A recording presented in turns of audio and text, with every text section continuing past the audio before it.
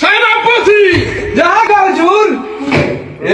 কি করেছো আমার রাজ্যের হাল? আমার রান্না করা বিরিয়ানি খেয়ে তুমি করেছো কি হাল? এখন আমি ঘুম থেকে উঠে কি খাবো তোমাদের বাল?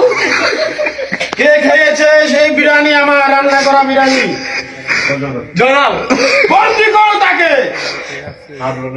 পারবে না মহারাজ, কেন পারবে না, কেন পারবে না? আমি কি তোমাকে বেতন দিয়ে রাখিনি?